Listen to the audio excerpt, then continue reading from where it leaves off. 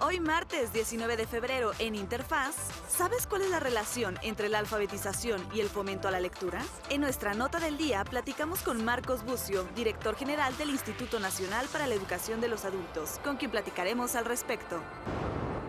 Para seguir platicando de libros y lectura, nos enlazaremos con Socorro Venegas, directora de Publicaciones y Fomento Editorial de la Universidad Nacional Autónoma de México. ¿Te gustaría estudiar en Japón? No te pierdas nuestra charla en el estudio con la Asociación Mexicana de Ex Becarios de Japón. La Asociación Nacional de Universidades e Instituciones de Educación Superior presentó el libro Estado de las TICs 2018 y te contamos todos los detalles. Las cámaras de la Agencia Informativa de Educación de México acudieron al Centro de Análisis de Datos y Supercómputo de la Universidad de Guadalajara. Conozcámosla. Y en la cultura, la UNAM alista los últimos detalles para dar la bienvenida a la 9ª edición de su Festival Internacional de Cine. Esto y mucho más en el programa que te conecta con lo mejor de la información en educación. Esto es Interfaz. ¿Qué tal, amigos y amigos de la Agencia Informativa de Educación de México, de Televisión Educativa? Es un placer tener la oportunidad de saludarlos, darles la bienvenida a este programa que, como ustedes saben bien, es su interfaz con el mundo de la educación, del conocimiento, la ciencia, la tecnología, la cultura y el arte.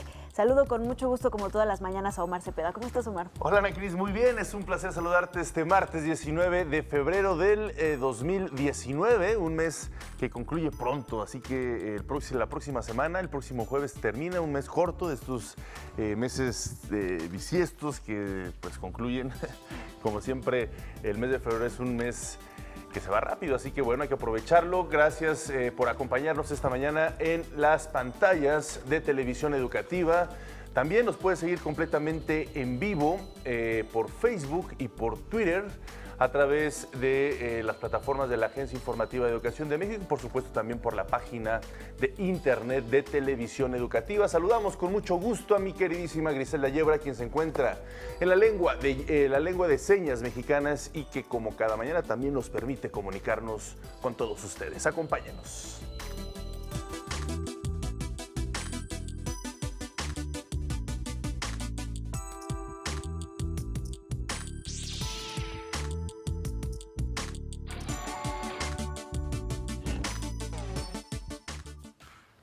De acuerdo con la Organización de las Naciones Unidas para la Educación, la Ciencia y la Cultura, la UNESCO, hoy en día al menos 750 millones de adultos y 264 millones de niños no escolarizados carecen de habilidades básicas de alfabetización.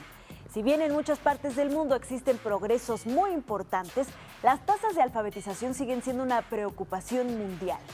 El logro del Objetivo de Desarrollo Sostenible número 4.6 de la Agenda 2030 para el Desarrollo Sostenible, que estipula que de aquí al 2030 se debe de asegurar que todos los jóvenes y una proporción considerable de los adultos, tanto hombres como mujeres, estén alfabetizados y tengan nociones elementales de aritmética, debe ser apoyado por la creación y mantenimiento de entornos alfabetizados, que refuerzan el aprendizaje de los jóvenes y los adultos y cuyo potencial debe tener un mayor reconocimiento y explotación. Según estudios del Instituto de la UNESCO para el Aprendizaje a lo largo de la vida, los entornos económicos, sociales y culturales que son favorables son más propensos a alentar a las personas analfabetas a que se inscriban en un curso de alfabetización. Esto debería fijar la atención de los responsables políticos y los proveedores de los programas sobre la necesidad de desarrollar entornos de alfabetización que sean ricos y dinámicos. La promoción de la alfabetización y la creación de entornos literarios son dos caras de la misma moneda. Las políticas y estrategias para lograr la alfabetización deben garantizar además programas de buena calidad para los jóvenes y los adultos, junto con el desarrollo de entornos alfabetizados ricos. Es decir, estas políticas pueden incluir apoyo a las bibliotecas, la provisión de materiales de lectura en idiomas locales, la publicación de libros y el acceso a oportunidades para obtener también certificados de educación básica para adultos y para utilizar las habilidades adquiridas en el desarrollo personal, socioeconómico y local. Así es, Ana Cristina. Además, bueno, pues sin duda alguna la oportunidad de leer nos permite viajar a innumerables lugares, no solo la alfabetización per se, sino después los hábitos de la buena lectura, pues nos deja una inconmensurable riqueza, así que bueno, el fomento a la lectura además es parte importante, como ya lo decías Ana Cris, de la alfabetización, ya que esta práctica es el inicio para adentrarnos también, por supuesto, y esto es clave en el mundo de la educación. Hoy, en nuestro reportaje del día, el director general del Instituto Nacional para la Educación de los Adultos, el INEA, Marcos Bucio Mujica, nos habla en exclusiva para las cámaras de televisión educativa y de la Agencia Informativa de Educación de México sobre la labor del INEA para reducir el porcentaje de analfabetismo en nuestro país. En México se leen en promedio 3.8 libros al año de acuerdo a datos del INEGI, un panorama que representa uno de los principales retos en materia educativa. El fomento a la lectura parte de una premisa que podría parecer obvia, pero que es básica. Para poder elevar el nivel de lectura, hay que saber leer. En México existen 4 millones de mexicanos. Existen 9 millones que no han terminado la primaria y 16 millones que no han terminado la secundaria. Eso nos da 29 millones de mexicanos en rezago educativo, que implica el 31.2% de la población. Es un asunto verdaderamente grave. El Instituto Nacional de Educación para Adultos, el INEA, tiene la importante misión y el gran reto de brindar oportunidades de estudio a la población rezagada. Este organismo con su labor contribuye en la alfabetización a la vez que se convierte en promotor de lectura. Tenemos una estructura académica con materiales a cada uno de los segmentos dependiendo de la edad. O sea, cada módulo va dirigido, los módulos a la comunidad indígena, a los adultos mayores, a los jóvenes de 15 años y últimamente estamos viendo por jóvenes o niños de 10 años hacia adelante. Y otra población vulnerable, la comunidad indígena, que hay más de 60 lenguas maternas indígenas en donde les tenemos que enseñar primero en esas comunidades indígenas a leer y escribir en su lengua materna y después aprender español y poder escribir y leer en español. Entonces los hacemos bilingües prácticamente. El analfabetismo es un reflejo de la situación de un país, ya que por lo general este indicador está ligado a contextos desfavorables o de marginación. La falta de educación en México es lo que está generando hoy el problema mayor social, que es una sociedad poco preparada, un promedio de la población en México de 8 o 9 años promedios de educación. Esto es gravísimo porque los países que hoy tienen una economía sólida, y justamente entre las 15 economías del mundo, tienen por lo menos 13 años de educación promedio. Precisamente para promover la lectura, el INEA ha publicado una serie de textos educativos dirigidos principalmente a niños y jóvenes, donde son los mismos niños quienes explican el significado de los valores per se. Esta estrategia se puso en práctica en Estados Unidos hace más de 20 años, contra el que era su primer problema social, el racismo. Y los resultados están a la vista. Tuvieron que esperar una generación de 20 años, de 25 años, para que llegara un presidente de color, Obama, a presidente de Estados Unidos. Es decir, funciona. Lo que pasa es que aquí no hemos empezado. Y cuando empecemos, aquí en el INEA vamos a empezar apenas con estos valores. Y vamos a tener que esperar 20 años para que tengamos una sociedad mejor, con más cultura cívica, que sepa y respete la ley.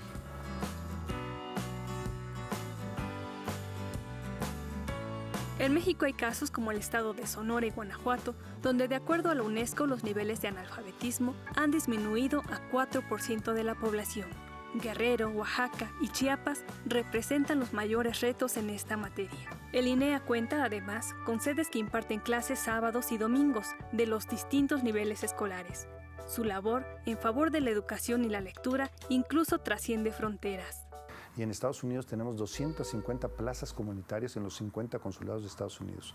Hay millones de mexicanos, principalmente jornaleros, que no terminaron la primaria y que el certificado de primaria que nosotros les otorgamos o secundaria les permite entrar a estudiar GED, que se llama, para terminar inglés y mejorar sus niveles de ingreso en Estados Unidos. En 2018 el INEA tuvo alrededor de 1.200.000 alumnos matriculados. Nos hemos propuesto al 2024, con el presidente López Obrador, bajar en 10 millones el rezago educativo.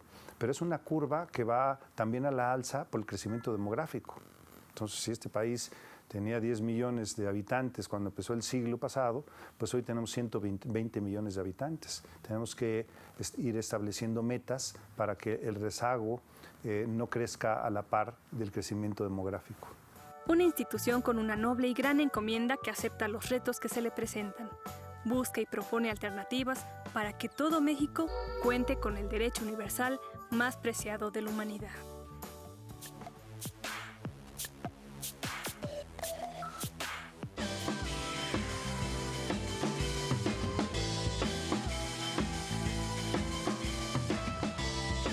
Y para seguir platicando del fomento a la lectura, de libros, de ferias del libro, qué mejor que hacerlo con nuestra máxima casa de estudios. Por eso agradecemos mucho que nos tome este enlace la escritora Socorro Venegas. Ella es directora de Publicaciones y Fomento Editorial de la Universidad Nacional Autónoma de México. Y bueno, vamos a platicar sobre los proyectos que tiene esta institución para este 2019 y también sobre la Feria Internacional del Libro del Palacio de Minería que está por iniciar ya en unas cuantas horas, el 21 de febrero. Muy buenos días, escritora. Muchísimas gracias por tomarnos esta comunicación para Interfaz. Buenos días, un gusto estar con ustedes. Gracias. Pues primero que nada me gustaría que nos platicara acerca de los proyectos que tiene esta importantísima dirección de la UNAM para este 2019. Bueno, una de nuestras principales líneas de trabajo precisamente es tener una mayor cercanía con los jóvenes.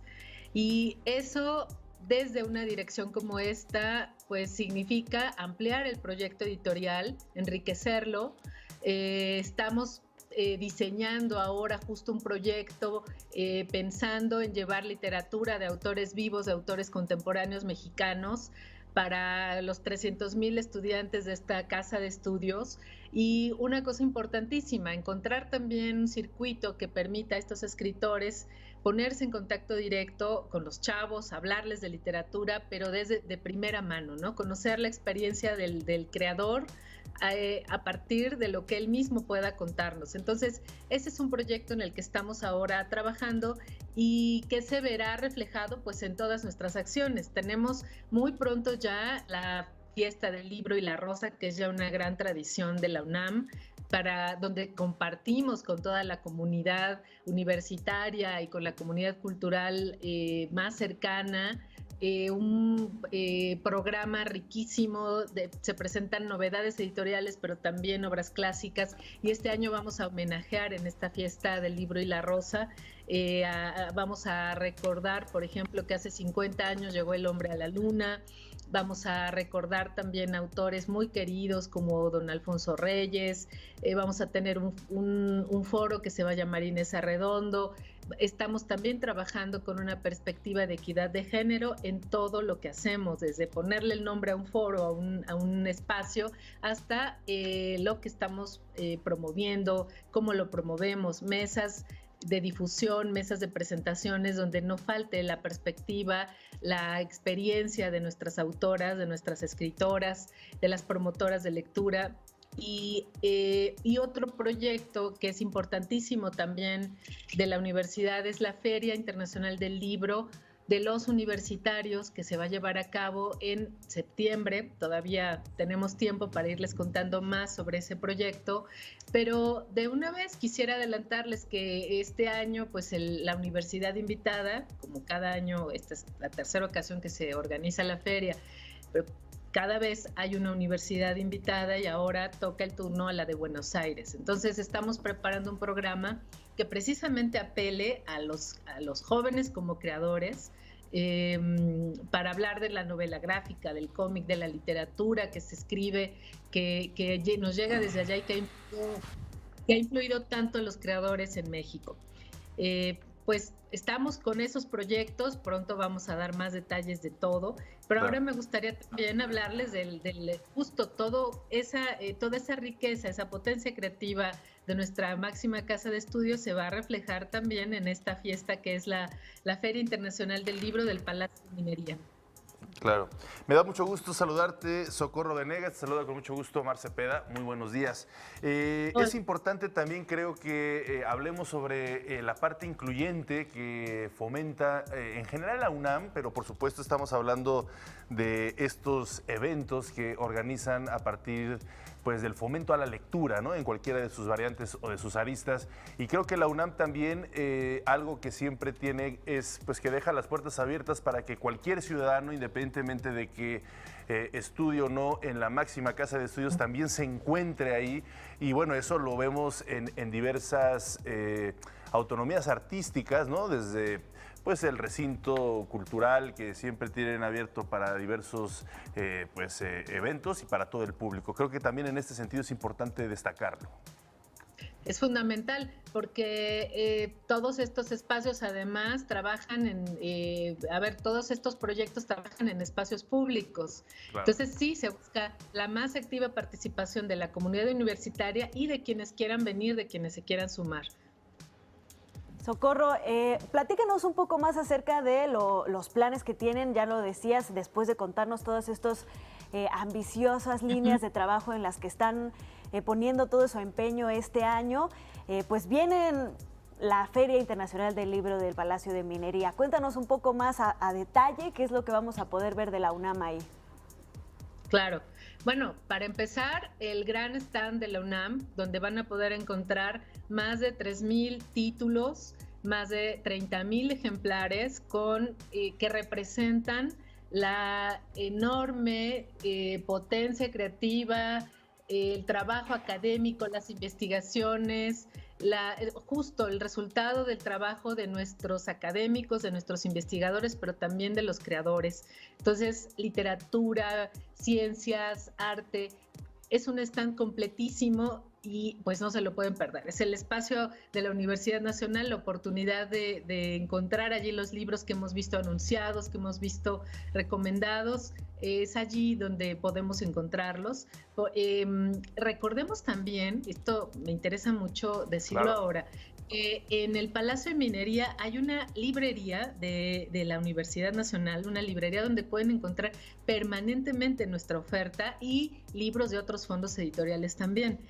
Y justo ahora, porque eso a veces no es tan evidente, pero justo ahora cuando se organiza la feria, esa librería se expande, se abre a un patio interior del Palacio de Minería. Entonces, me gusta mucho recordar esto, porque es saber que allí siempre, de manera permanente, vamos a encontrar esta enorme oferta editorial, pero que ahora hacemos una fiesta especial donde llevamos muchos más ejemplares, donde la oferta que se va a encontrar ahí es exclusivamente de fondos de la UNAM, pero siempre van a poder tener acceso a este espacio. Y junto con la magnífica oferta de nuestros catálogos, van a poder también disfrutar de un programa interesantísimo donde nos van a acompañar autores como Elena Poniatowska, Adolfo Castañón, pero también vamos a tener la presencia de jóvenes. Entonces, la primera invitación, que es al día siguiente de que se inaugura la feria, el 22 de febrero a las 6, vamos a presentar un libro muy importante.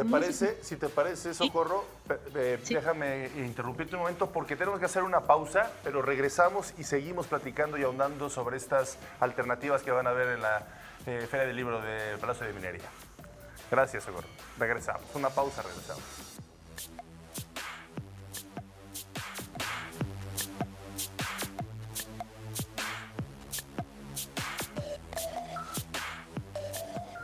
Gracias por continuar con nosotros. Seguimos platicando con Socorro Venegas. Ella es directora de Publicaciones y Fomento Editorial de la Universidad Nacional Autónoma de México. Socorro, gracias por permanecer en comunicación vía Skype. Nos estabas platicando precisamente de las alternativas que van a haber para los jóvenes en esta feria editorial en el Palacio de Minería. Claro, quería comenzar justamente con un libro que para los jóvenes me parece especialmente significativo, sí, porque recupera parte de nuestra historia, una parte muy sensible de nuestra historia reciente, y este libro se llama Historia Colectiva de Medio Siglo, 1968-2018, abarca ese periodo precisamente porque se invita a, siguiendo la ruta del tiempo, 50 años, 50 autores son convocados por Claudio Lomnitz para hacer su propia crónica de lo que ha pasado en ese tiempo. Entonces, es un libro que invita a jóvenes, a cualquier lector. Yo no diría que es un libro exclusivo para algún público pensando en su edad. Nos invita a todos a hacer esta reflexión sobre lo que ha transcurrido a través de la historia contemporánea de México, pero también historias quizá más personales, ¿no? La mirada de cada autor vuelve singular cualquier revisión histórica. Entonces, tenemos en esta presentación, afortunadamente, a la gran Elena Poniatowska, que va a estar acompañada de Adolfo Castañón, de Ana García Bergua, de Rafael Pérez Gay, todos autores que participaron en este libro.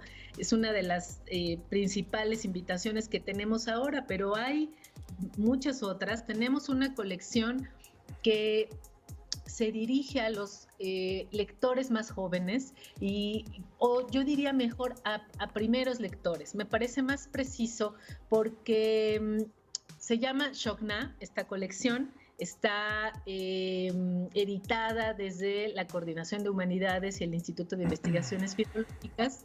Y es un proyecto interesantísimo que está buscando renovar historias escritas o concebidas a veces hace más de 900 años y traerlas a la actualidad para mostrarnos cómo una buena historia es pertinente en cualquier momento, en cualquier época.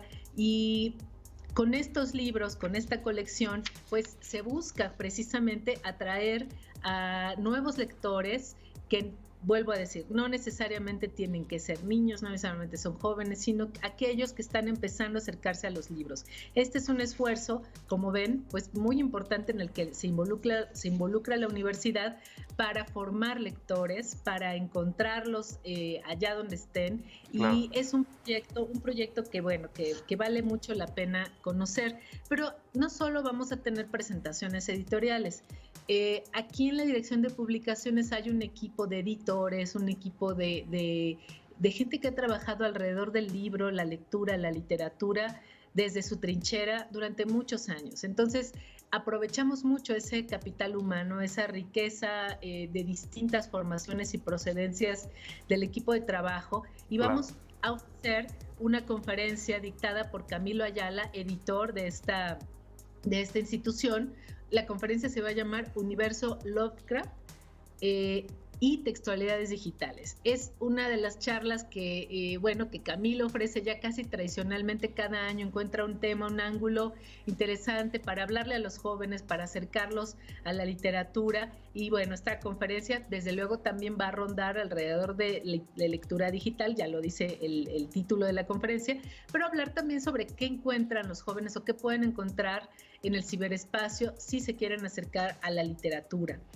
Y una de las más interesantes actividades que vamos a tener en el marco de minería, de la Feria de Minería, va a ser el relanzamiento de nuestra convocatoria de Poesía Joven UNAM 2019. Esta es una convocatoria que se ha abierto, esta es la segunda edición, la segunda vez que vamos a convocar, y se ha abierto a los jóvenes universitarios para invitarlos a enviar un poemario. Es un concurso cuyo premio es la publicación del libro. El año pasado, por ejemplo, el jurado decidió premiar a 2 autores, de manera que se publicaron 2 libros. Uh-huh. Y es una de las estrategias con las que estamos buscando comunicar. Claro. No solamente buscamos a los jóvenes como lectores, como usuarios, sino también como creadores, como productores ellos mismos. Y eso es fundamental. Esta vez la convocatoria se va a abrir, y esto es muy importante, se abre a lenguas originarias. Los autores jóvenes que quieran participar pueden enviar sus textos en sus lenguas maternas, en sus lenguas, se llaman lenguas originarias, en fin. Sí. Estamos en 2019, es el Año Internacional de las Lenguas Indígenas, además ahora muy pronto, en este mismo mes, en febrero, tenemos el Día Internacional de la Lengua Materna, de manera que pensamos que ese es un marco muy apropiado, pero que va esto más allá, ¿no? Es parte del interés de la Universidad Nacional, del rector, por supuesto, de quienes trabajamos y colaboramos en esta casa de estudios, para reflexionar sobre la necesidad de contar con espacios de inclusión, como tú lo decías hace un momento, y reconocer nuestra diversidad cultural y lingüística. Claro. Entonces, bueno, ese lanzamiento no se lo pueden perder. Van a acompañarnos los 2 autores ganadores el año pasado de este premio, y va a estar con nosotros también la poeta Tania Huntington presentando. No, Pues es ya una estamos. excelente iniciativa. Sí, ya estamos muy emocionados porque empiece esta Feria del Libro de Minería y mucho más con todo esto que nos platicas y nos anuncias. Estaremos muy pendientes. Ya nada más queda pues que nos digas dónde pueden ponerse en contacto, además con ustedes, pues las personas que estén viendo esta entrevista y que quieran acercarse a la Dirección de Publicaciones y Fomento Editorial de la UNAM. Claro, con mucho gusto. Pues la página electrónica en la que pueden ver este programa, pedir o encontrar información es www.librosunam.mx. Muy bien. Pues te agradecemos muchísimo que hayas estado con nosotros, Socorro Venegas. Por supuesto, te pedimos que mantengamos esta comunicación abierta para pues darle seguimiento a todos estos eventos muy interesantes, esta convocatoria Poesía Joven UNAM. La posibilidad de que lenguas originarias, como dices, se introduzcan en estos eventos y que también nosotros podamos conocer la poesía vista desde otra trinchera de las riquezas de las lenguas originarias, pues también es de agradecer por estas iniciativas. Así que bueno, te pedimos sigamos en comunicación constante para darle seguimiento a todo lo que pasa en este mundo de las letras que fomentan desde nuestra máxima casa de estudios. Muchísimas gracias, un fuerte abrazo, buenos días, gracias por estar con nosotros en Interfaz. Muchas gracias, con gusto. Hasta luego. Bueno, pues vamos a hacer una breve pausa y regresamos con más temas interesantes aquí en Interfaz.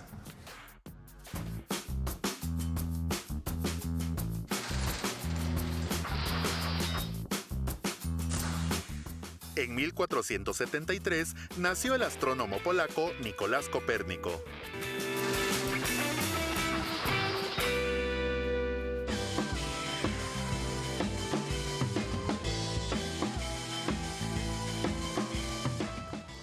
Qué bueno que sigue con nosotros en Interfaz porque tenemos una interesantísima entrevista. Y es que, bueno, aquí en este programa y en Televisión Educativa siempre intentamos acercar las oportunidades, pues sobre todo de educación y de estudio y también de movilidad, que es una parte fundamental de la formación de cualquier joven, que es una parte que complementa y hace pues que la vida pues tenga una riqueza mucho más intensa, ¿no? Esta mañana nos acompañan en el estudio el maestro Francisco Valencia, él es presidente de la Asociación Mexicana de Exbecarios del Japón, y el licenciado Francisco Javier Nicolás Félix, quien es el coordinador de comunicación social de esta institución. Y bueno, nos van a platicar precisamente sobre pues esta asociación y por supuesto las becas que existen para los mexicanos para ir a estudiar a Japón. Así que si quieren estudiar en Japón, pongan mucha atención. Bienvenidos. Bienvenidos, Francisco. Gracias. Muchas gracias, Omar. Gracias por acompañarnos. Cristina, gracias por tenernos aquí. Pues la Asociación Mexicana de Becarios del Japón es una asociación sin fines de lucro que estamos auspiciados por la Embajada del Japón en México y que precisamente somos un brazo de la difusión de los temas de la relación bilateral México-Japón, sobre todo en el sentido de hacer hincapié en los temas de cultura, educación, inclusive deporte, ciencia y tecnología. Y pues hay varios tipos de becas, que son 6, y ahorita les vamos a platicar un poquito de ellos. Nuestra asociación este año va a cumplir 25 años, estamos muy orgullosos. Un saludo a todos nuestros senpai que hicieron posible esta organización y que nosotros hemos seguido pues a través del tiempo. ¿Cuántos estudiantes ya han viajado a Japón? ¿Mexicanos ya tienen esa estadística? Sí, precisamente acabamos de hacer un censo para actualizarnos en todos estos datos. Desde los fines de los 50, bueno, en ese entonces habían otros tipos de becas, pero también era para irse a hacer diferentes tipos de investigaciones. Y desde los años 50 hay un registro de alrededor de 1,050 becas entregadas por el Ministerio de Educación, Cultura, Deporte, Ciencia y Tecnología de Japón a mexicanos. Muy bien. No, pues interesantísimo. Platícanos un poco acerca más a fondo de estos 6 tipos de becas que existen de Japón para los mexicanos. Claro que sí, con todo gusto. Pues precisamente el gobierno japonés otorga diferentes tipos de becas a estudiantes mexicanos y entre las principales categorías están becas para el estudio de la licenciatura completa en Japón, becas para maestría o doctorado. ¿Cualquier tipo de licenciatura o se especializan en áreas? No importa el área, no importa la carrera, mientras la carrera existe en Japón y esté en alguna universidad japonesa, el estudiante mexicano puede ir a aplicar y hacer sus estudios en estas instituciones. Entonces te comento, hay estudios para licenciatura, para maestría y doctorado, hay estudio para perfeccionamiento del idioma japonés y una beca en especial también es para los maestros en servicio, que son parte de la Secretaría de Educación Pública y que tienen más de 5 años. En este caso, para todos aquellos interesados en aplicar, no es necesario tener un dominio perfecto de japonés, a excepción de la beca de perfeccionamiento, evidentemente. No obstante, sí es necesario contar con un buen nivel de inglés y sobre todo ganas de aprender y comprender muy bien la cultura y el idioma japonés. Oye, pues es dentro de cierto muy flexible este tipo de posibilidades. Por ejemplo, vámonos a un ejemplo muy claro. Alguien que acaba de terminar la licenciatura y se quiere estudiar una maestría, le piden, por ejemplo, promedio. Sí. Sí. Mira, yo soy egresado del programa de posgrado y mi compañero es del idioma japonés, de las dos, quizás de las becas más populares en los recientes años. En el caso de posgrado, sí hay un promedio mínimo que oscilan en el 8.0 mínimo. Entonces, pero lo más importante al momento de aplicar para una beca de posgrado sería definir muy bien tu tema de investigación y que este tema de investigación sobre todo sea de particular impacto posiblemente para México. Okay. Porque el pensamiento es que algún día vas a poder tener la oportunidad de regresar eso a México, ¿no? Entonces, que se pueda realizar en Japón, pero que puedas tener una posible aplicación en México. Por ejemplo, ¿cuál fue tu tema de investigación? Sí, en aquel entonces, hace como 10 años o 11,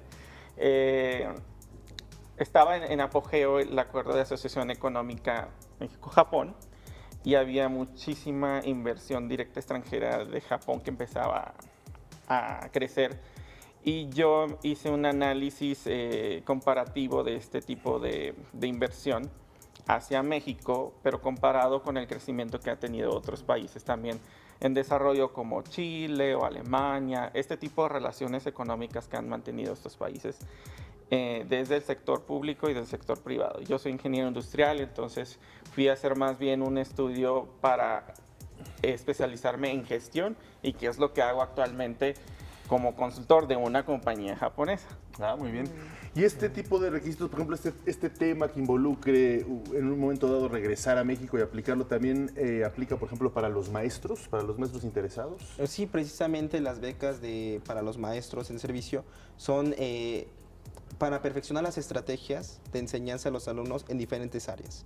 Entonces lo que busca precisamente el Ministerio de Cultura y Educación del Japón es que las técnicas aprendidas allá tengan un impacto real en lo local, en la medida de lo posible. ¿Cuántas becas se dan por uno de estos 6 rubros y de qué constan estos becas? Los otros 2 rubros que también es muy importante que tomen en cuenta son unas becas que recientemente se están integrando y que son las becas de Colegio Tecnológico y la Escuela de Formación Especializada. Estas 2 son carreras técnicas cortas, pero que también permiten un amplio grado, ¿no? Las escuelas de formación especializada incluyen las carreras de gastronomía, manga, todo esto que también es muy popular entre la juventud. Y el Colegio Tecnológico sí son carreras técnicas especializadas ingenieriles. Ah, muy bien. De posgrado realmente hay unas 11 becas al año de los maestros en servicio en educación básica, algunos 3 en promedio. Sí. De idioma japonés es muy volátil, pero ha habido entre 5 o 7 al año. De las becas que se hacen a través de la convocatoria que lanza la Embajada del Japón en México, pero esta relación ha crecido tanto que ya hay hasta becas directas. Y yo creo que en el año 2016 sí fue un año muy particular, desde 17, perdón, donde hubo más de 30 becas en todos los programas. Pues queremos que nos cuenten más acerca de los procesos que se tienen que seguir para conseguir estas becas. Qué tan difícil es, ¿no? Porque si dan 3 para maestros, pues me imagino que es una selección muy rigurosa. Vamos a hacer una breve pausa y regresamos con más en esta interesante charla. Claro que sí.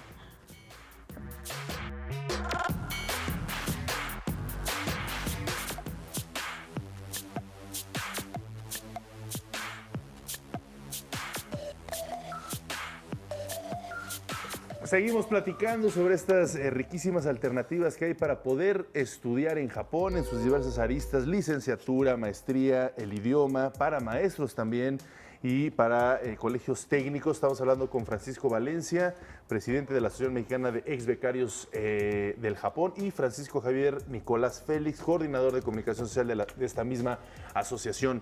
Pues un amplio abanico el que se ofrece para poder estudiar allá en Japón, pero también estábamos platicando en el corte que hay mucha demanda. Es decir, ¿qué recomiendan para los jóvenes? Y también platíquenos, por favor, la edad. Las edades creo que es muy importante.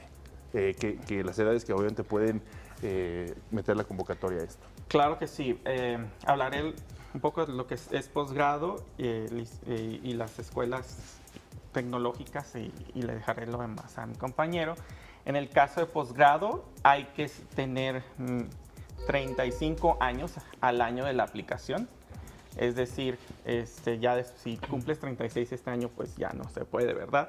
Pero en el caso de posgrado sí es muy importante lo que había dicho. Tu tema de investigación que sea bien justificado, porque pues también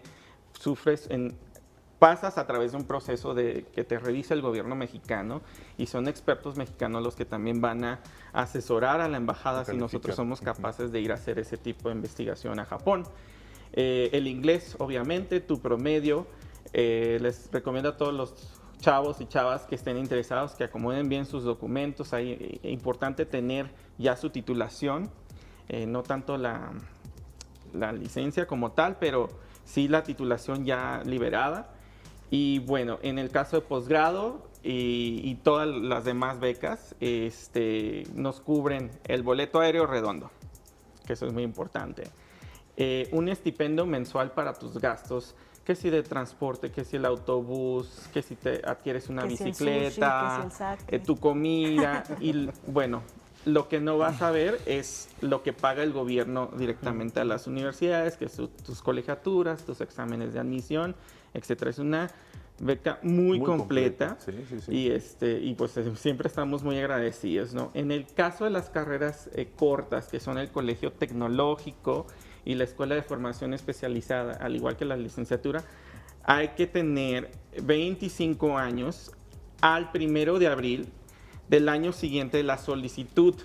Entonces, hay algunos casos muy extraños ahí en las aplicaciones, pero los invitamos que en la página de la Embajada del Japón en México, donde dice estudiar en Japón, vean todos los requisitos y resto de lineamientos que hay que seguir para poder aplicar, porque eso es lo más importante, ¿no? Leer bien las instrucciones. O sea, no es sencillo, lean bien las instrucciones. Sí, y yo creo que mi compañero puede hablar un poquito más de lo que es el perfeccionamiento del idioma japonés, que pues también sabemos que es un idioma que se está difundiendo muchísimo, y de los maestros en servicio. Claro que sí.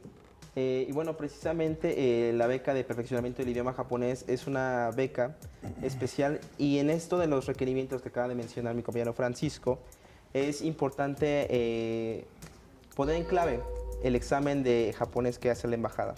En este proceso también hay una serie de entrevistas para ver qué tipo de proyecto tú puedes desarrollar en Japón que tenga un impacto aquí en México. La beca, a diferencia de las demás, es solamente de un año, pero incluye un curso especial de idioma y cultura japonesa. En tu experiencia, te fuiste tú a estudiar japonés allá, ¿verdad? A perfeccionar el idioma, exactamente. Y ya cuentas con nos decía hace rato, un 90% prácticamente del dominio del japonés. Sí, precisamente durante este periodo uno desarrolla diferentes habilidades para hacer el examen de certificación del idioma japonés, que cuenta con 5 niveles, siendo el 5 el más bajo y el 1 el más alto. ¿Y tú ya tenías algún dominio, algún nivel de dominio? ¿También te lo pedían o también con el inglés? Sí, precisamente uno de los requisitos que se va a reflejar en el examen es tener estudios previos, y si hay alguna certificación más o menos media avanzada, un nivel 3 o 2, es importante darla.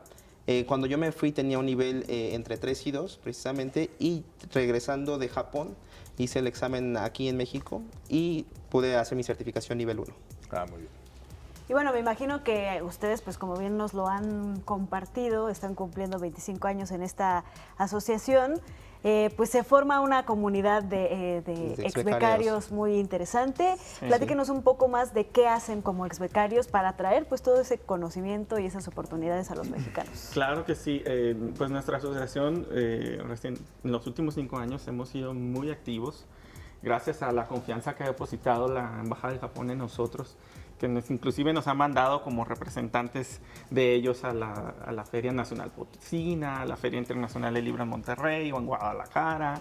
Y bueno, hemos tenido ciertos acercamientos políticos también para negociar un poquito más ese número de becas, pero realmente nuestra actividad principal es hacer orientaciones de becas alrededor del país, y que por ahí se están cocinando unas en el Estado de México, en Tlaxcala y Tijuana. Para que estén atentos a nuestras redes sociales. Y hacemos otros tipos de eventos para difundir conocimiento, para difundir la cultura. El año pasado tuvimos el Día de Japón en Aguascalientes.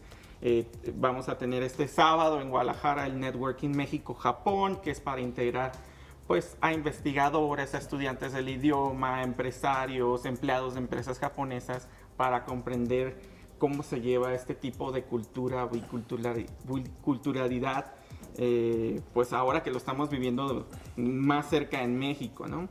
Claro. ¿Qué otros tipos de actividades hemos hecho? Pues también hacemos la difusión de los exbecarios. Cuando regresan tienen que hacer una presentación pública de sus resultados, y eso también pues fomenta el interés a la juventud que tiene la intención de aplicar a estas becas, pues de enterarse de un poquito qué vamos y hacemos, cuáles son los retos, cuáles son las oportunidades y pues sobre todo el resultado, ¿no? Que regresamos casi todos súper satisfechos, enamorados y de Japón, y eso es precisamente es como nuestra casa en México, donde seguimos conectados con Japón. Claro. Pues excelentes noticias en ese sentido, gracias por habernos comentado. Finalmente, cuéntanos rápido cuáles son las redes sociales donde pueden encontrar la información o las páginas en internet. Claro que sí, los invito a que nos sigan en nuestro perfil de Facebook, nuestra página se llama AMEG, Asociación Mexicana de Exbecarios del Japón. Ahí publicamos todas las convocatorias, los eventos y diferentes tipos de acciones que nosotros realizamos. Los invitamos a que nos sigan, por favor. Perfecto, muy bien. ¿Alguna página de internet? La de ameg.org.mx los va a llevar directamente al Facebook. Correcto, muy bien. Pues muchísimas gracias por habernos acompañado a los dos Franciscos. Éxito, gracias por hacer este trabajo también para los jóvenes mexicanos, porque siempre las becas se enriquecen, como le dijo Ana Cristina al inicio de esta entrevista. Muchísimas gracias. Muchas gracias a ustedes. Vamos a una brevísima pausa y regresamos con más temas. Esto es Interfaz.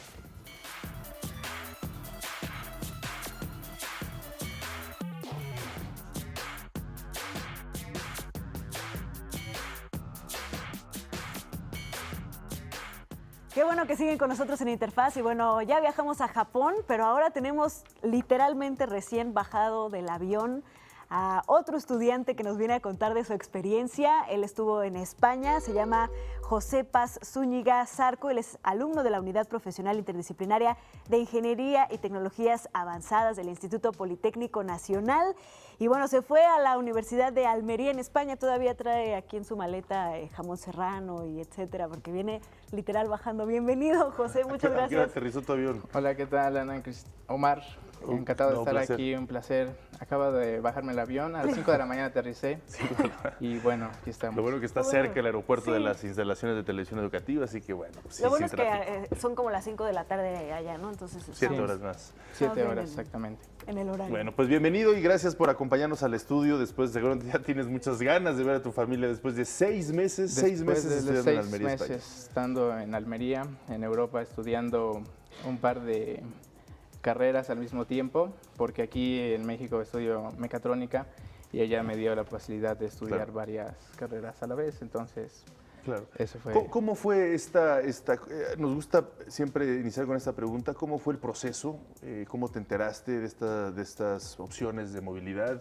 ¿Y qué fue los principales requisitos que tenías que tener antes de irte a Almería en este caso? Claro, mira, el Instituto Politécnico Nacional ofrece becas de movilidad para todos los estudiantes del nivel de superior, Sí. para poder estudiar un semestre en otro país o en el país, en México. En este caso yo elegí España por la relación que tenemos culturalmente hablando, que me interesaba saber por qué es que nosotros los mexicanos somos así, cuál es el legado y muchas otras cosas más. El proceso fue esperar a la convocatoria, ver los requisitos, que básicamente es promedio y el idioma. Además de obviamente el español, además, obviamente, ¿no? Bueno, el inglés, un nivel B2. Sí, por lo menos, más que nada porque vas a estar relacionándote con personas de todo el mundo. Entonces, no es solamente que tú vayas a aprender académicamente en otro lenguaje, sino que vas a aprender de una forma integral, con culturas de todo el mundo, y entonces, pues es vital el inglés. Qué maravilla. José, y bueno, decías que estudias mecatrónica aquí en el Politécnico y que ya estudiaste 2 carreras. Platícanos un poco más de esto y cuáles fueron los principales retos que enfrentaste en Claro este que sí, sentido. Ana, con mucho gusto. Mira, aquí estudio mecatrónica, entonces esto combina 4 carreras: informática, control, mecánica y electrónica. Entonces allá pude cursar asignaturas tanto de informática como de electrónica industrial, que son de las carreras que están en la Universidad de Almería. Entonces, bueno, después de poder revisar toda la tira de materias que se ofertaban, dije, ¿sabes qué? Estas son las que me interesan, y las pude cursar y la pasé bastante bien aprendiendo allá en otro ambiente, en otra dinámica. Supongo que pues el hecho de haber hablado español también facilita un poco la inclusión en esta cultura, la española, ¿no? En específico la del sur de España. Y ¿hubo alguna circunstancia que se te hiciera compleja dentro de, desde tomar el avión hasta ahorita que estás regresando? Porque son aspectos que a lo mejor también hay jóvenes que te están viendo y dicen, híjole, esto no me animo por esto o por lo otro, pero que a la mera hora, pues ya entrando en acción y ya llegando al país de destino, pues logras paliar esto y vencer estos obstáculos. Claro, la verdad que uno cuando inicia en este tipo de etapas educativas ya más de forma más interesante, en este caso en el extranjero, sí, claro, uno tiene mucho miedo al principio porque cree que no está al nivel, o que no va a poder económicamente hablando. Hay una serie de circunstancias y adversidades que se tienen que ir venciendo poco a poco. El punto es tener pues todo el deseo, todas las ganas de triunfar. Tu recomendación es que lo hagan, pase lo que pase. Pase lo que pase, hacerlo, porque algo que rescato mucho es que ciertamente no solamente estamos al nivel de países europeos, sino que en algunos casos los superamos. Claro. Entonces, este tipo de cosas son las que tenemos que aprender como mexicanos, ¿sabes?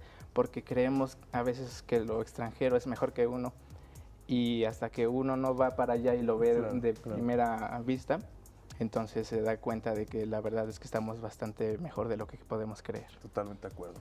Y bueno, vienes bajando del avión, pero a lo mejor ya tuviste tiempo para pensar cómo esto pues va a cambiar tu perspectiva de tu futuro, ¿no? O sea, ¿qué planes tienes ahora? ¿Quieres buscar otras oportunidades? ¿Quieres, no sé, compartir esta experiencia? ¿Qué has pensado al respecto? Algo muy interesante que me sucedió en esta experiencia fue que en la universidad tiene contactos con empresas pues, de la zona. Obviamente la mayoría pues, son transnacionales. Y platicando en alguna de estas entrevistas, conferencias que daban, estuvieron a punto de contratarme. Una empresa que no puedo decir el nombre, pero que me sorprendió que les interesara tanto el perfil de alguien que venía de otro país.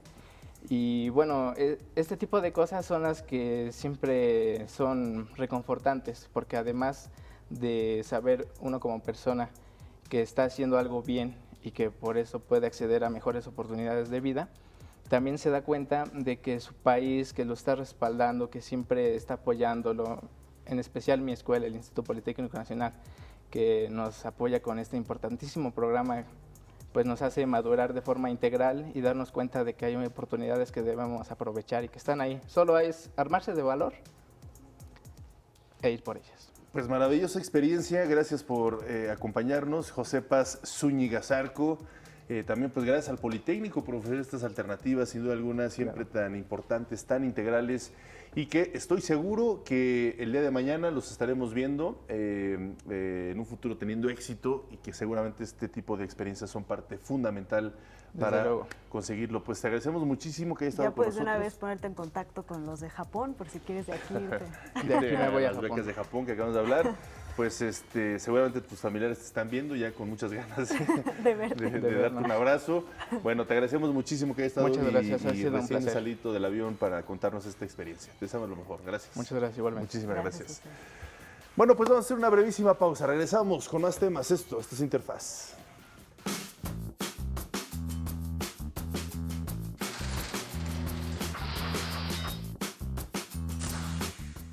En 2008, en Cuba, el comandante Fidel Castro renunció a la presidencia de su país.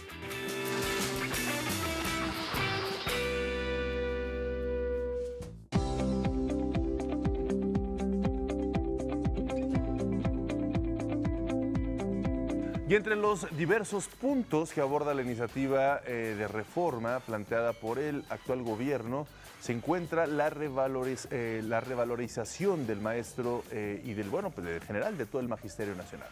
Para mejorar la situación de los docentes, precisamente se busca realizar una transformación desde su etapa de formación. Es por ello que la iniciativa plantea fortalecer las escuelas normales, centros de estudio enfocados completamente en la formación de los próximos profesores. Formar a los profesores que atienden a los estudiantes de preescolar, primaria y secundaria es una labor que históricamente han realizado las escuelas normales del país. Su tradición data de 1833, cuando el vicepresidente Valentín Gómez Farías promulgó un decreto para el establecimiento de una escuela normal para formar a los docentes de primaria. En 1885, con Porfirio Díaz como presidente, se creó la Escuela Normal de Profesores. La historia de esta institución es vasta. En nuestros tiempos, cuando se discute una transformación profunda en la educación, las escuelas normales no pueden quedar fuera. Profesores e investigadores levantan la voz para proponer que en la reforma educativa que se analiza en la Cámara de Diputados, se considere la labor de las escuelas normales como un factor estratégico para el desarrollo educativo en México. Lo que la iniciativa propone es el fortalecimiento de las escuelas normales. Y lo que nosotros proponemos es más que eso, es la transformación y el fortalecimiento académico de las escuelas normales. Fortalecerlas significa dejarlas como están y simplemente algo así como meterle vigas, pilares donde se necesite y ya le doy fuerza, ¿no? No, lo que necesitamos es cambiarlas para que cumplan con el sentido social, con la misión histórica que tienen, que es formar a los maestros que necesitamos para que estos a su vez formen a los futuros ciudadanos. De acuerdo con los especialistas, estas instituciones presentan limitaciones presupuestales y financieras. Carecen de normatividades y estatutos orgánicos, además de tener planes de estudio en los que no se les toma en cuenta.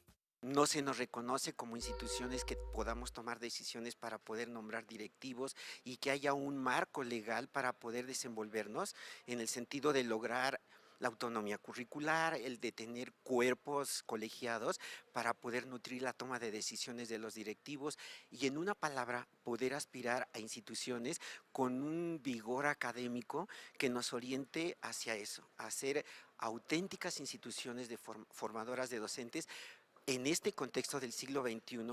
Las reformas constitucionales y el marco legislativo en materia educativa deben considerar cambios de gran calado para las escuelas normales en las que se atiendan sus necesidades.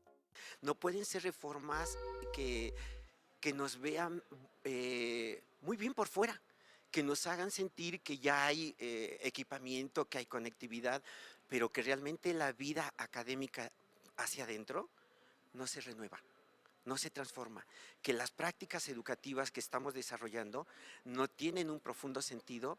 En México, más de 25 millones de alumnos cursan la educación básica bajo la instrucción de 1.2 millones de profesores. Mejorar su formación bajo principios de equidad, integralidad, gratuidad y excelencia son los objetivos que persigue la reforma que se analiza en el Poder Legislativo.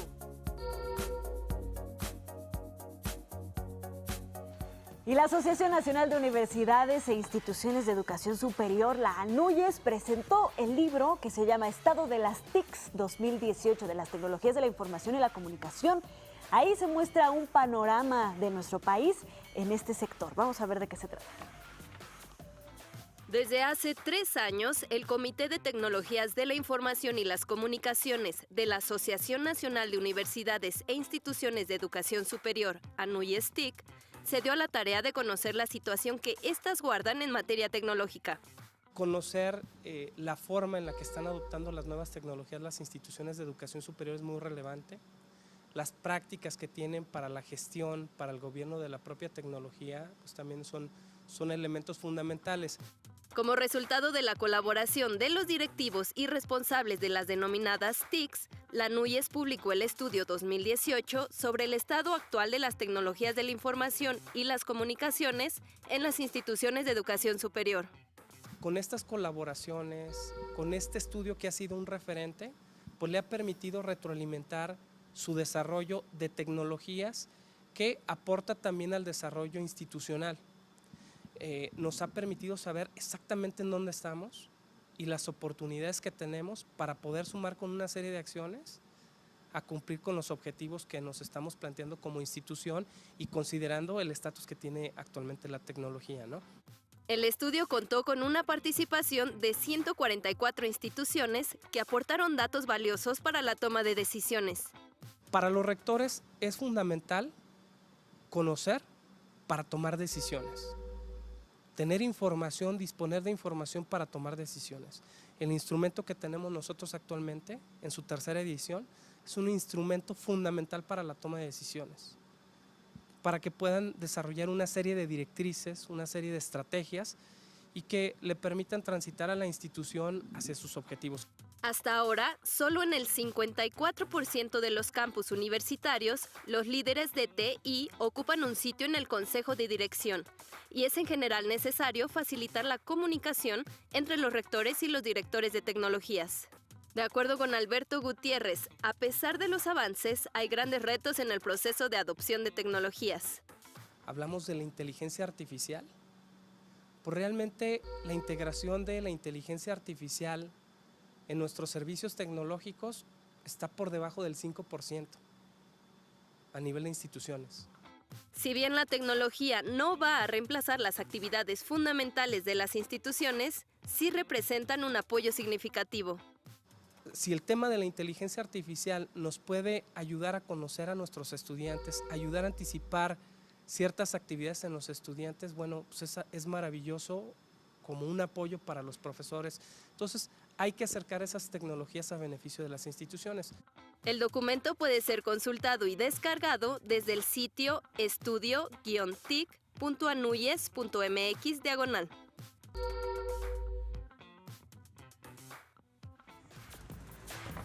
Pues muy bien, Ana Cris, ahí está esta información importante, ¿no? Las TICs como parte esencial de las estrategias en los procesos educativos y bueno, pues es también parte intrínseca de nuestro seguimiento a cómo se están desarrollando estas tecnologías de la información. Así es, lo importante es generar este tipo de diagnósticos para saber el estado en el que está nuestro país, por supuesto las instituciones de educación, sobre todo las de educación superior, y de ahí, pues, cuáles son las acciones que se deben de seguir para complementarlos. Vamos a hacer una breve pausa y regresamos al final de Interfaz.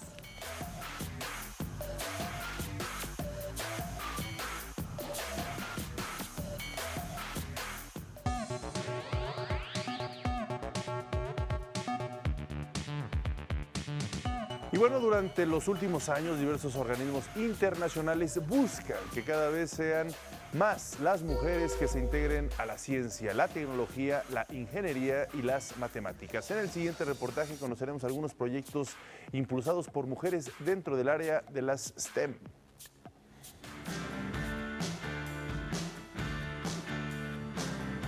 En una sesión parlamentaria que sucedió en 1947 en la ciudad de Buenos Aires, Argentina, los legisladores debatieron sobre los derechos políticos de la mujer. Escuche con atención la postura de uno de ellos y reflexione sobre su vigencia y aplicación, por ejemplo, en las ciencias, tecnologías, ingenierías y matemáticas, o en cualquier otra área o disciplina que se le ocurra. No dudo en afirmar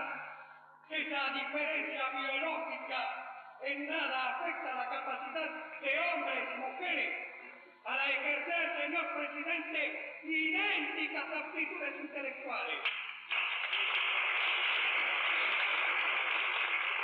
Por lo tanto, quiero refutar de una vez por todas la retrógrada idea de que la mujer es inferior al hombre. Y a quienes piensan que al ejercer el voto, la mujer se convertirá en competidora del hombre, respondo que la mujer quiere marchar unida al hombre, sin ser su rival ni su inferior. Son seres diferentes, sí, pero que se complementan como el oxígeno y el hidrógeno al formar la cristalina gota de agua que calma la sed de la humanidad.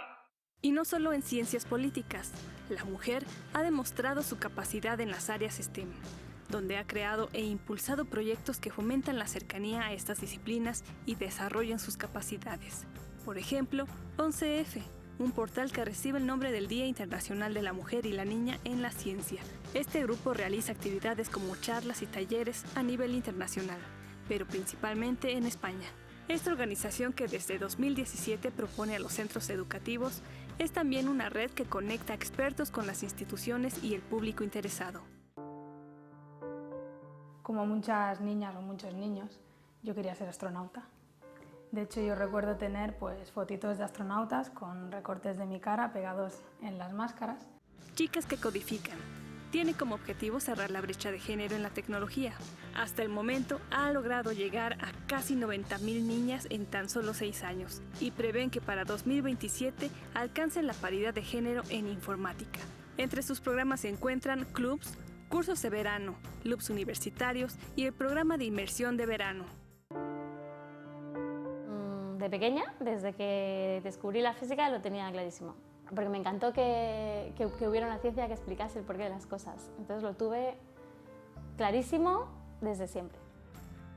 Inspira STEM fomenta la vocación científico-tecnológica entre las niñas, basado en acciones de sensibilización y orientación que imparten mujeres voluntarias profesionales del mundo de la investigación, la ciencia y la tecnología. Niñas STEM Pueden es un programa que involucra a las futuras promesas de las STEM, las niñas, a los docentes y, por supuesto, a los padres de familia, quienes ayudarán a entender y observar a las aprendices que todo lo que nos rodea se relaciona con este conocimiento. También participan varias mujeres destacadas que comparten su experiencia personal y, sobre todo, profesional. Un día alguien me dijo, las matemáticas no son para mujeres. Así que decidí estudiar ingeniería en energía y después ingeniería nuclear. Todo ese trabajo y estudio me hicieron ser la primera mujer en dirigir uno de los institutos nucleares más importantes de Latinoamérica.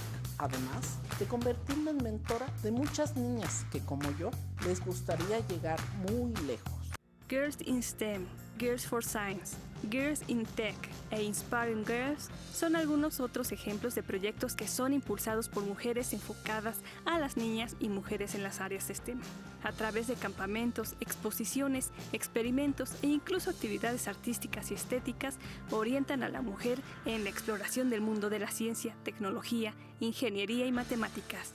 Yo era la típica niña que cogía cualquier juguete el día de Reyes y lo destrozaba para saber cómo funcionaba. Me interesaba más cómo funcionaba que el juguete en sí mismo. Y eso pues me llevó a terminar estudiando física. Mentes curiosas desde la infancia que encontraron su vocación y que con su don han aportado a la humanidad conocimiento y herramientas que nos permiten entender un poco más el mundo que nos rodea.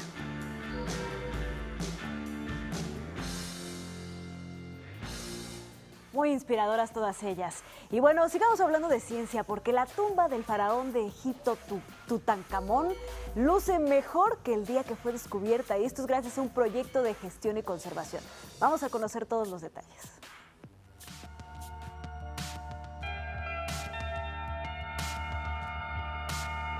Murió hace más de 15,000 años. Su muerte tomó por sorpresa al mundo y mereció una de las tumbas más suntuosas de la historia.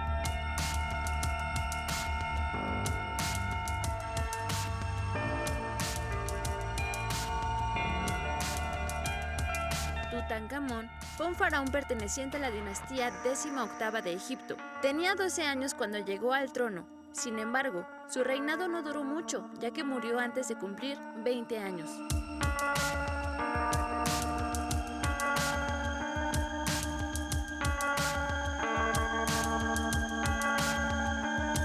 Miles de años después, el 4 de noviembre de 1922, Howard Carter se encontraba en el Valle de los Reyes, Egipto. Tras 7 años de trabajo, descubrió un conjunto de escalones que llevaban a una entrada bloqueada. Los sellos de accesos estaban intactos y tenían el nombre del dueño de la tumba. Al entrar, un corredor conducía a una segunda puerta. Cuando la abrió, un brillo dorado lo cegó. Había oro por todas partes. Este descubrimiento representa uno de los mayores sucesos arqueológicos y científicos. Con el paso del tiempo, a las autoridades les preocupó el estado de las pinturas murales dentro de la habitación.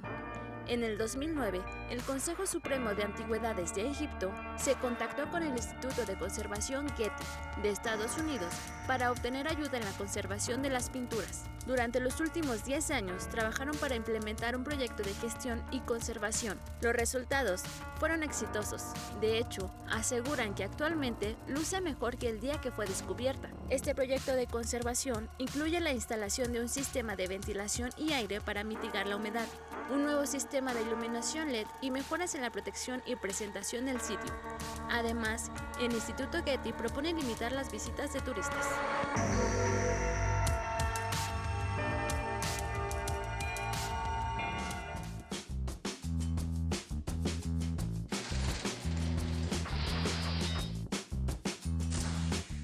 En 1986, la Unión Soviética lanzó la estación espacial Mir.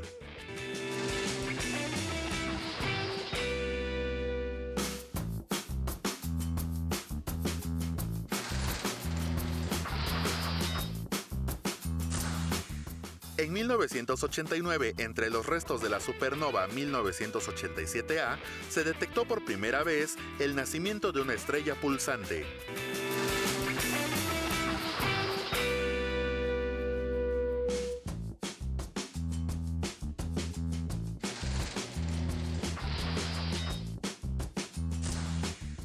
En 2016 murió el escritor, filósofo y semiólogo italiano Umberto Eco.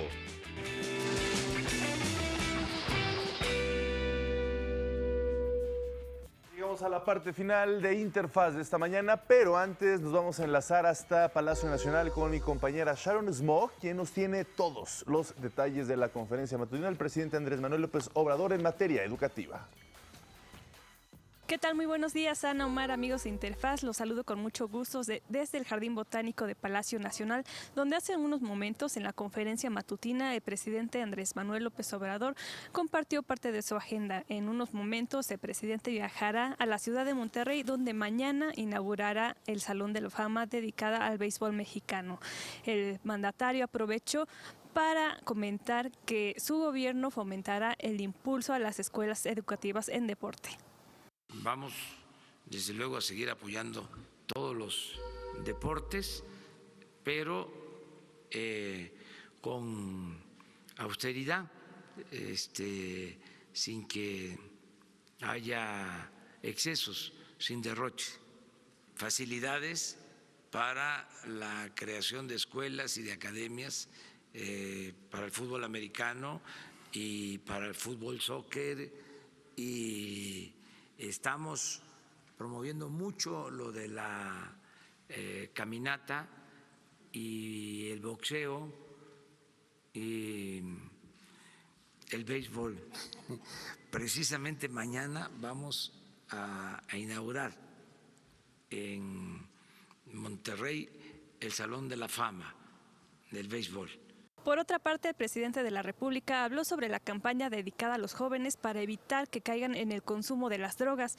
El mandatario aseguró que extenderá la invitación a Estados Unidos para que se sumen a esta campaña de orientación. Vamos a hacer toda una campaña, ya se está trabajando, de información sobre el consumo de drogas, de orientación a los jóvenes para no caer en el vicio de las drogas. Primero, atender las causas. O sea, primero, el crear oportunidades de trabajo, de bienestar, atención a los jóvenes. Que no se vean obligados los jóvenes a tomar el camino de las conductas antisociales. Primero eso, primero que haya bienestar, primero que haya oportunidades para los jóvenes, para todo el pueblo, primero, y al mismo tiempo lo preventivo. Incluso lo queremos hacer nosotros porque lo vamos a pedir respetuosamente al gobierno de Estados Unidos para que ellos atiendan a los jóvenes de Estados Unidos. De las dos formas, que los jóvenes de Estados Unidos tengan opciones, tengan alternativas, tengan oportunidades. Es el reporte desde Palacio Nacional. Que tengan un excelente día. Muchísimas gracias, Sharon. Hasta pronto. Hasta luego. Mañana la mañanera, Ana Cris, será en Monterrey. Precisamente el presidente viajará y amanecerá mañana y allá será esta conferencia matutina. Y bueno, pues interesante. Desde su campaña había establecido su compromiso para impulsar de manera fuerte el deporte, obviamente su favorito, el béisbol, así que bueno, pues es parte de esta estrategia integral de incluir al deporte en la educación, en todos los programas, escuelas, por supuesto educación básica, primaria, secundarias, pero también la preparatoria y por supuesto la universidad, es decir, el impulsar el deporte como una parte de desarrollo integral de la sociedad. Así es, seguramente mañana dará muchos más detalles acerca de esto allá en Monterrey. Cuando se prepare para visitar el Salón de la Fama del Béisbol, seguramente Omar estarás muy pendiente de esa visita. Y bueno, nosotros así terminamos esta emisión de este martes 19 de febrero, pero siempre les agradecemos mucho que nos hayan acompañado y les recordamos que tenemos una cita con la educación todos los días a las 9 de la mañana por Televisión Educativa. Así es, Ana Cristina, pásenla bien, excelente día, excelente martes, gracias Irisel La Yebra, nos vemos mañana.